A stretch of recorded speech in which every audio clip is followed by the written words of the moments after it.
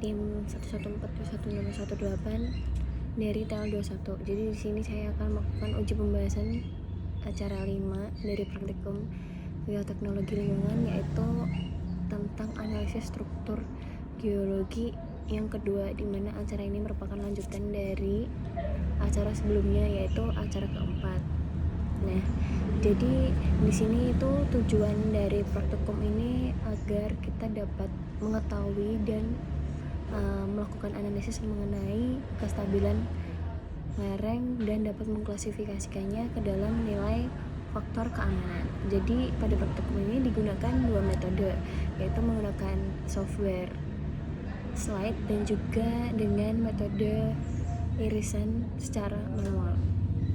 Sumber data yang digunakan pada acara ini yaitu merupakan data sekunder dari laboratorium bioteknologi lingkungan, di mana data-datanya ini berupa ukuran dari suatu bidang dan ukuran lereng yang meliputi panjang lereng, bidang panjang lereng, lebar lereng, tinggi, dan juga total luasan dari setiap masing-masing irisannya nanti yang akan kita pakai.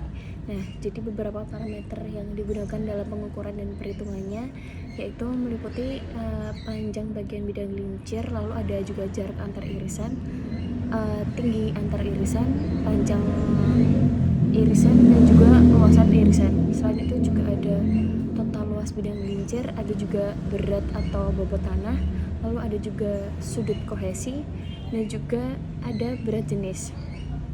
Nah, dimana di sini nanti ada faktor-faktor yang akan mempengaruhi dari nilai FK, dimana faktor keamanan sendiri merupakan perbandingan antara gaya penahan terhadap gaya penggerak yang mana untuk memberikan hasil ke dalam klasifikasi kelas kestabilan lereng, dimana nilai FK ini dipengaruhi oleh beberapa faktor, diantaranya yaitu seperti ketinggian suatu lereng, sudut yang terbentuk, dan juga kohesi tanah, serta ada juga panjang dari bidang gelincir, dimana apabila semakin tinggi atau curam lereng, maka sudut yang terbentuk pun akan semakin besar, sehingga nilai FK ini akan berbanding lurus, atau dikatakan apabila nilai FK besar, maka lereng akan tergolong stabil karena FK sendiri merupakan faktor keamanan.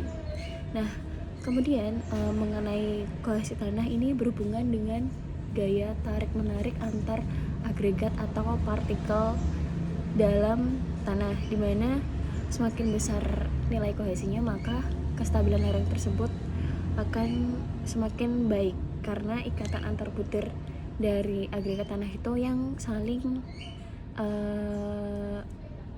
mengaitkan atau saling menguatkan. Terus kemudian ini ada sudut geser dalam. Nah, sudut geser dalam ini juga berpengaruh dalam faktor keamanan, dimana semakin besar sudut geser dalam, maka akan semakin stabil ketika akan mendapat tekanan atau beban dari luar. Kemudian ada faktor berat tanah, di mana berat tanah ini mempengaruhi dari kestabilan lereng, yang mana semakin besar nilai berat tanah, maka lereng akan memiliki nilai FK rendah, sehingga lereng tersebut akan dikategorikan ke dalam kelas curam dan beresiko longsor. Kemudian dalam hasil analisis pengolahan data dan pengukuran dari suatu panjang lereng ini didapatkan bahwa menggunakan aplikasi software ini kita memasukkan data terlebih dahulu.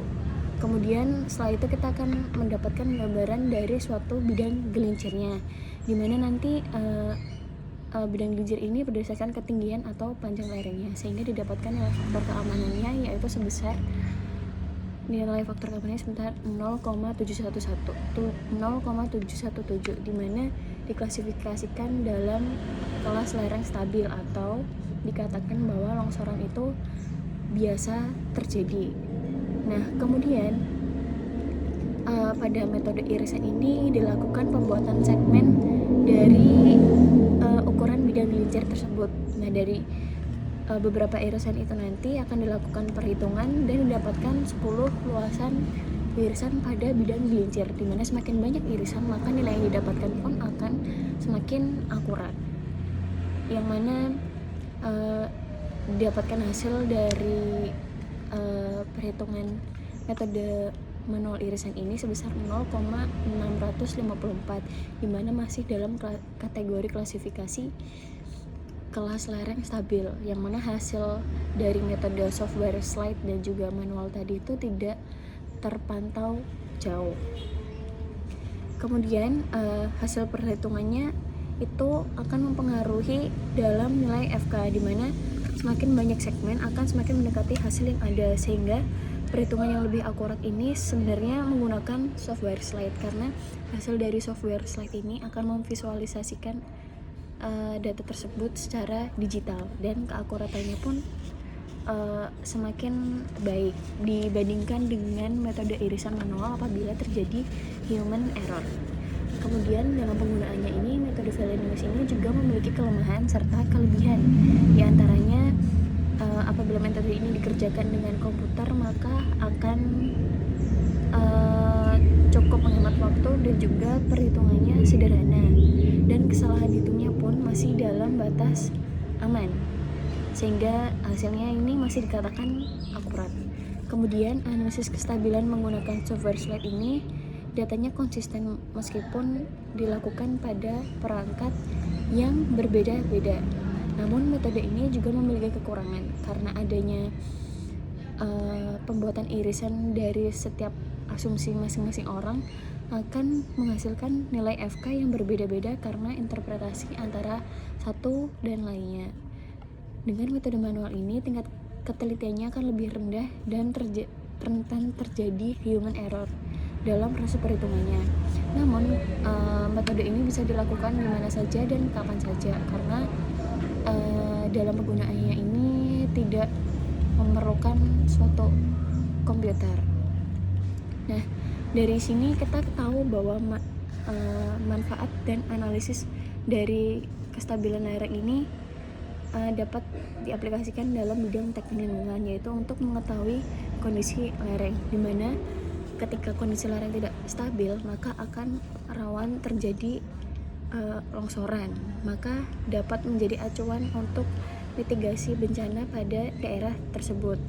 Kemudian analisis ini juga dapat dilakukan untuk perencanaan pembangunan pada suatu daerah, apakah daerahnya tersebut dapat dilakukan pembangunan dan juga memperhatikan dari pondasinya yang harus kuat. Selain itu, kita juga dapat mengetahui upaya konservasi dari dilakukannya analisis kestabilan lereng, di mana saya ambil berdasarkan studi kasus saya, yaitu dari jurnal analisis stabilitas lereng dan perencanaan soil nailing dengan software GeoStudio. Dikatakan bahwa upaya konservasi yang dapat dilakukan ketika kita akan menganalisis sebuah lereng itu adalah salah satunya dengan pembuatan soil nailing, di mana soil nailing ini metode penguatan tanah dengan penanaman atau pemakuan batang besi atau baja ke dalam tanah, sehingga akan meminimalisir terjadinya longsoran pada daerah tersebut, sehingga suatu bidang tersebut akan lebih stabil dan mengurangi potensi penurunan kestabilan lereng, sehingga akan mengurangi daya gerak tanah dan lereng akan dalam kondisi stabil. Kurang lebihnya mohon maaf, sekian yang dapat saya sampaikan. Terima kasih.